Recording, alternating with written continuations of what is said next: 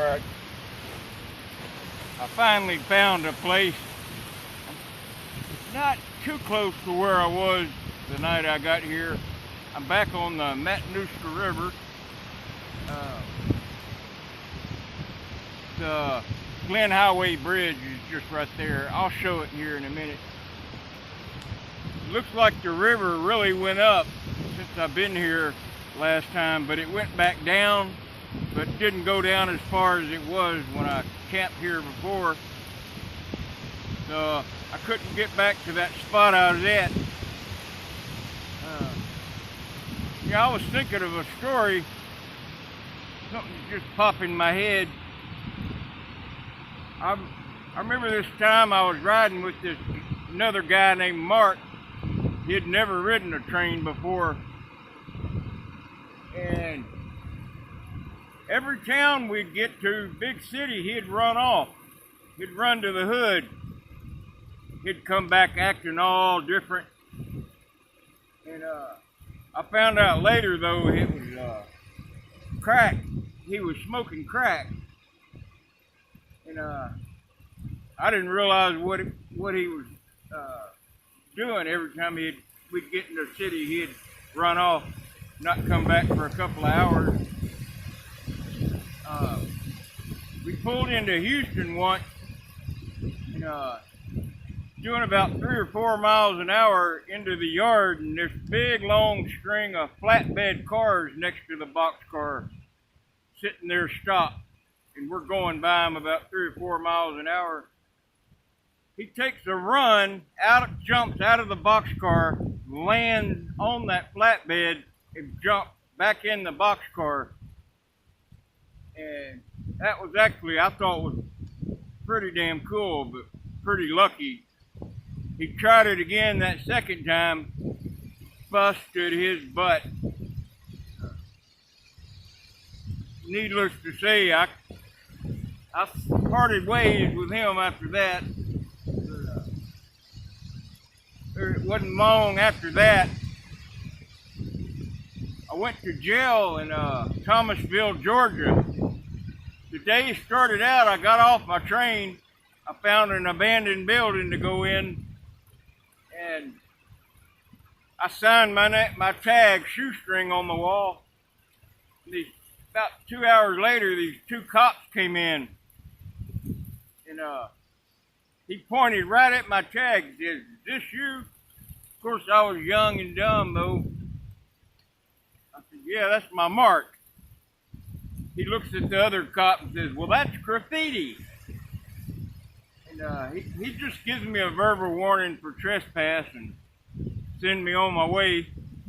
Of course, back then I was still drinking really heavy. So later that day I wasn't feeling too good, and I figured it was time to detox.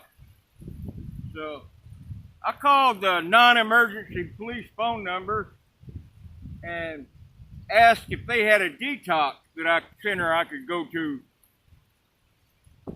And he said, "Where are you at? Who's this again?" I gave him my name. Those same 2 cops came down to the payphone I was on. Said, "Yeah, you know, we're going to go ahead and arrest you after all." And I'm thinking, you should have done that earlier. I'd have put up a fight this time. I know law now. There's no way they can, almost like double jeopardy.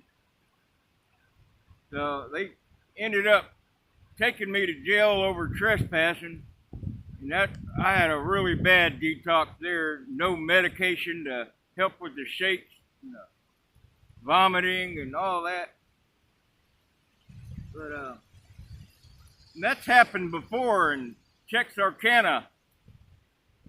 I kind of got myself into a jam medically, and I called for somebody, ambulance or whatever, to take me to the hospital and get checked out. Cops show up and end up just taking me to jail. Didn't even take me to the emergency room to get checked out. That's kind of been half my luck with cops. But the other half seem to want to help. About half my family's in the police force. my little niece Emily, my Uncle Kenneth, and my cousin Wayne. They're all police officers.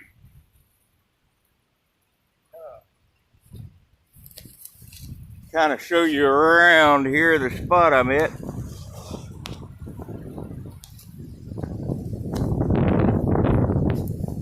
Place I was over across that water. If I can't get to Matanuska Glacier tomorrow, I may just walk out to Butte. That's that first hill there, and camp as close as I can to Pioneer Peak right there.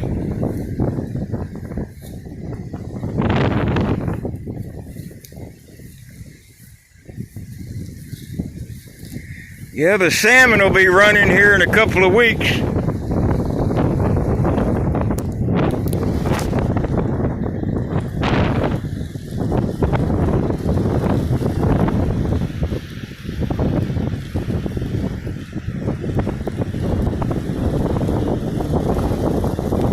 Yeah, there's the Chugach Mountains, there's a big ice field back over that last ridge. Boy, that wind's kicking my butt. I tried to get behind this clump of trees here to block out some of the wind, but it's got to be 35, 40 mile an hour gusts.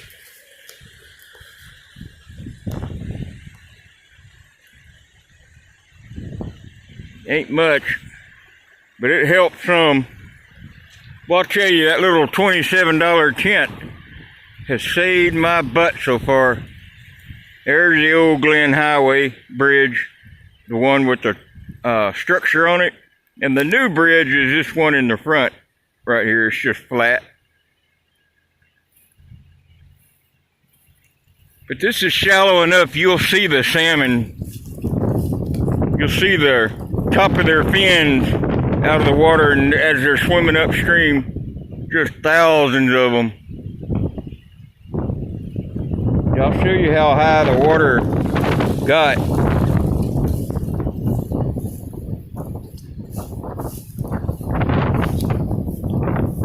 Actually got about where I'm standing. Where the tent is dry. This water wasn't here last time, so it's about, I don't know, 7 or 8 inches deeper than it was. Yeah, but I'm just glad I finally gave up drinking. I mean, it wasn't something to really write home about. It's something I had to do. It was either continue to drink and die in a few weeks, or give it up and live. I just got so tired of the alcohol withdrawal and the banana bags and the Librium and Ativan for withdrawal every time I tried to quit. Then I started having esophageal varices. 2 of them ruptured on me and I about bled to death. Yeah, and those varices are more, they're in your intestines and abdominal wall. But the esophageal varices are the ones they really worry about. And I'm on medication to keep my blood pressure down, specifically made for that, called propranolol. And I'm on a couple of other ones until I get that surgery done.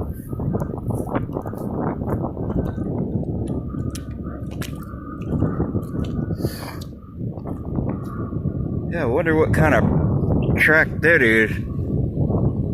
I've never seen that animal. No, you could tell somebody's recently been out here. That's why I don't like this spot as much. Yeah, it's probably up to my shin.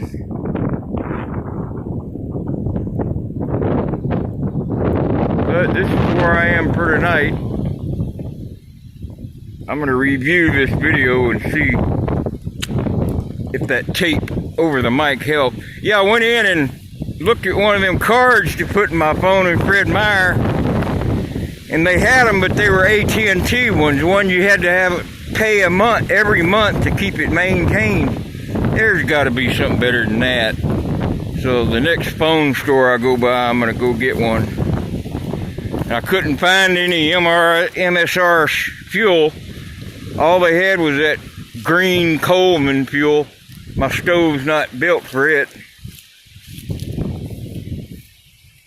Yeah, this sleeping bag I got, I don't have the summer bag in it, but it's got waterproof bivy and the internal winter bag. Now the summer bag's green and it snaps inside the winter bag, so you got like a 3-piece sleep system. And when they're all three together, it's supposed to keep you warm, comfortable to 30 below zero. I'm not really wanting to try that out to see if it's right, but it saved me at least 15 below. Yeah, that's what I had my camera sitting on. But I got some good goodies. I may have showed them in that last video. But yeah, this is what I get to cook. There's no way I can make a fire tonight. But it's rice you heat up. And then you got these made by Knorr, that same company that makes mason jars or Knorr jars. And my Sasquatch meat. And I'm going to eat that before I go to bed. Keep the bears away. And my morning coffee and my bear spray. Might as well get that out. Yeah, I'm going to look up this tent and see Glacier's Edge. I've heard of Glacier's Edge camping stuff, but I don't know the quality. I think that tent was normally like 64, but for some reason it was like 60, 70% off. I ain't found a problem with it yet. Yeah, I hope them first two stories I told weren't boring. Actually, they're in my blog if you wanted to read them. That WordPress blog. It's when you Google hobo shoestring, it'll give links to all the stuff I've ever written, pictures. There's even an article on what cars hobos ride.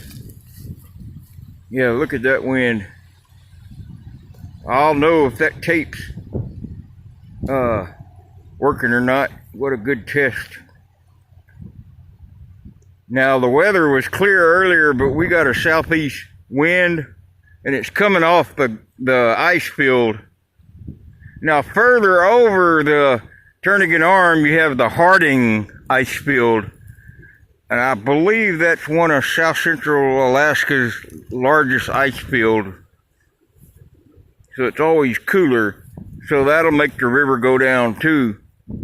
Just the cooler wind. And that's probably why the river got up, because it got pretty warm here the last few days. And it's starting to get cooler, so the water's going down. And I see some high cirrus clouds, some strato, looks like. So let's see which way they're moving.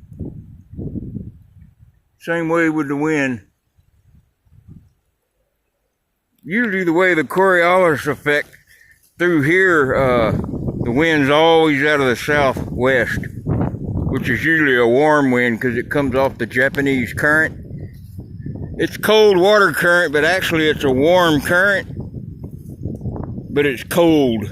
That's why Seattle, Portland, San Francisco, LA, San Diego get cool temperatures when you have an onshore flow. That's wind off of an ocean, an onshore flow.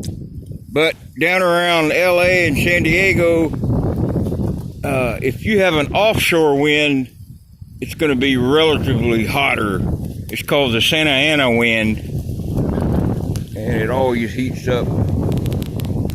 Even though this is a cooler wind, it's also known as a Chinook wind we're having now. Chinook is Native American for snow eater, and so hence the name. It eats the snow as it goes up higher into the mountains. So Now that I think about it, maybe the water might go up again, but I'll keep an eye on it. Yeah, I had to picture the geography here there for a second. Kind of made me change my mind. But like in South Dakota and North Dakota, Montana, Colorado, they get a lot of Chinook winds. Yeah, another thing, I don't like being that close to the freeway.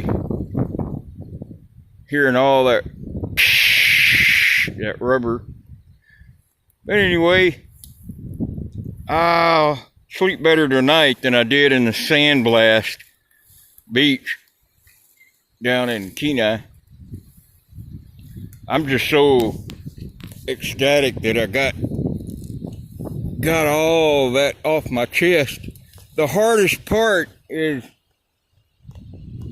when I go see Connor, the hardest part is having to say goodbye, because I know I'm not going to be back for a year, and it just kills me knowing that he's not going to see me again for a whole year.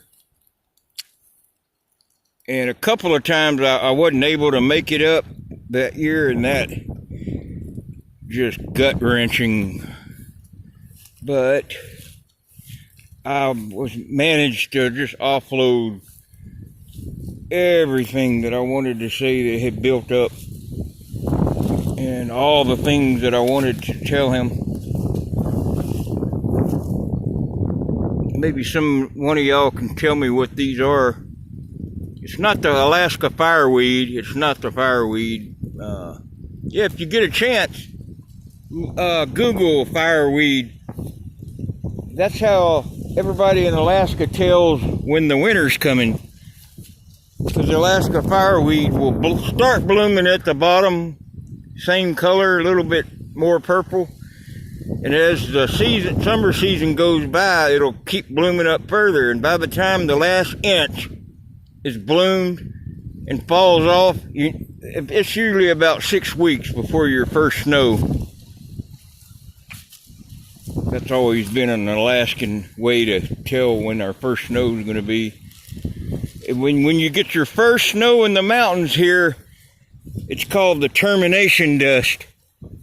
Because usually about then, you got about another 6 weeks till snow's down in the bottom in sea level in the valley. Called termination dust. Maybe Google that. See if you like that, how it's done. But anyway, I guess I'll get off here for now and try to upload this. Thanks for all the cool replies, and I try to get to as many as I can to answer back. I'm going to try and have a good night's sleep and then work my way up to the glacier, or either that or over to the base of Pioneer Peak here. All right, good night.